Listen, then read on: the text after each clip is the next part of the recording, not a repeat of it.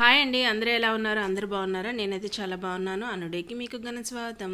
ఈరోజు ఆలూ ఫ్రై అలాగే ఒక రసం అనేది చూపించబోతున్నాను. ముందుగా ఒక ప్యాన్ పెట్టుకొని ఆయిల్ వేసుకోవాలి. తగినంత ఆయిల్ వేసుకొని మీకు కావాల్సిన పోపు దినుసులన్నీ వేసేసుకోండి. దీంట్లో శనగపప్పు ఎక్కువ వేసుకుంటే చాలా బాగుంటుంది.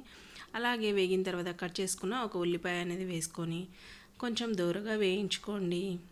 కొంచెం పసుపు వేసుకోండి. పసుపు ఒక్కటే వేసుకోండి, ఎందుకంటే సాల్ట్ వేయడం వల్ల ఆలు ఫ్రై అనేది కింద మాడిపోతూ ఉంటుంది కదా, మనం లాస్ట్లో వేసుకుంటే సరిపోయింది.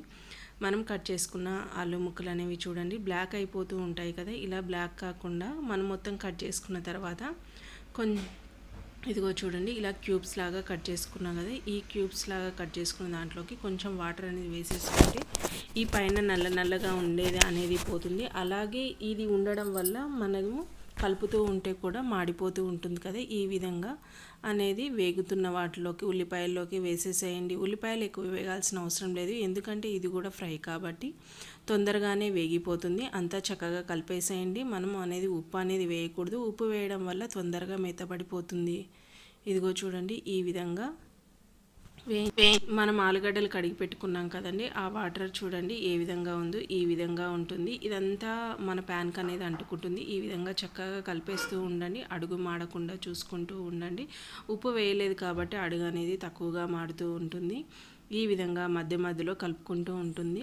పిల్లలకి ఎంతో ఇష్టమైన ఆలూ ఫ్రై అనేది రెడీ కాబోతుంది. మనం కూడా చిన్నగా ఉన్నప్పుడు ఆలూ ఫ్రై అంటే ఎక్కువగా తినేవాళ్ళం కదా. కొంచెం కొబ్బరి ముక్కలు తీసుకోండి, మిక్సీ వేసుకొని మెత్తగా పట్టుకున్న తర్వాత దీంట్లోకి కొంచెం కారం అనేది వేసుకోండి, తగినంత కారం వేసుకోండి. ఇది చాలా బాగుంటుంది ఫ్రైలోకి. మనం వెల్లుల్లి కారం ఉన్న వేసుకోవచ్చు. కొంచెం ఉప్పు అనేది వేసుకోండి. ఉప్పు రుచికి సరిపడినంత, మనం ఫస్ట్లో వేయలేదు, కొంచెం వెల్లుల్లి అనేది వేసుకోండి. అలాగే పల్లీలు, నేను కొంచెం జీలకర్ర రెండు మిక్సీ చేసి పెట్టుకున్నాను, అదే పొడిని అనేది దీంట్లోకి వేసేయండి. మళ్ళీ సపరేట్గా పల్లీలు అవన్నీ వేయించుకునే పని లేకుండా ఈ విధంగా నేను కరివేపాకు కూడా వేస్తున్నా చూడండి, మిక్సీ పట్టుకుంటున్నాను కరివేపాకు కూడా. ఇదిగో చూడండి పొడి అనేది రెడీ అయిపోయింది.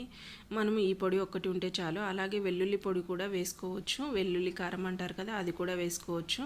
ఈ విధంగా వేసేసుకొని చక్కగా అంతా కలిపేసుకోండి. ఈ విధంగా కలిపేసుకుంటే మన ఆలూ ఫ్రై అనేది రెడీ అయిపోతుంది. అలాగే నేను ఆయిల్ అనేది కూడా తక్కువగా వేసుకున్నాను కదా, ఇంకా మనం డెకరేషన్ కోసం కరివేపాకు కొత్తిమీర ఏమీ అవసరం లేదండి. అంతేనండి, ఆలూ ఫ్రై అనేది రెడీ అయిపోయింది. మరి ఇంకొక రసం అనేది పెట్టేసుకుందాము. ఆ రసం ఏంటో చూసేయండి. కొంచెం ఆనియన్స్, మనం ఏ విధంగా అయినా ఆనియన్స్ కట్ చేసుకోవచ్చు. తగినంత ఉప్పు అనేది వేసుకోండి. అలాగే కొంచెం కారం వేసుకోండి, తగినంత కారం అనేది వేసేసుకోండి. ఎక్కువగా కాకుండా తక్కువగా కాకుండా తగినంత కారం వేసుకున్న తర్వాత కొంచెం బెల్లం ముక్క ఉంటుంది కదా, బెల్లం ముక్క వేసేసుకోండి. ఇది సూపర్ టేస్టీగా ఉంటుంది. అలాగే కొంచెము పల్లీలు జీలకర్ర పొడి ఉంటుంది కదా, అది వేసుకున్నాను. కొంచెం పుట్నాల పొడి కూడా వేసుకున్నాను. వీటన్నిటిని చక్కగా ఈ విధంగా కలిపేసేయండి.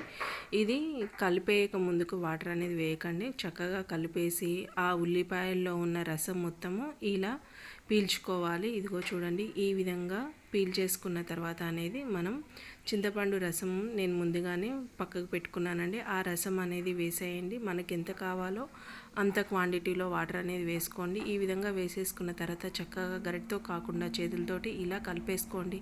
ఎంతో సూపర్ టేస్టీగా, ఎండాకాలంలో ఎంతో ఇష్టంగా ఉంటుంది. పులుపు ఎక్కువగా ఉంది కదా అని వాటర్ అనేది వేసుకున్నాను నేను. ఈ విధంగా అనేది చారు అనేది రెడీ అయిపోయింది. నచ్చితే లైక్ చేయండి, షేర్ చేయండి, సబ్స్క్రైబ్ చేసుకోండి. పక్కనే బెల్ అనేది ఉంటుంది, గంట కొట్టేసేయండి. నేను ఏ విధమైన వీడియో పోస్ట్ చేసినా నోటిఫికేషన్ ద్వారా అందుతుంది. Have a nice day. Bye bye.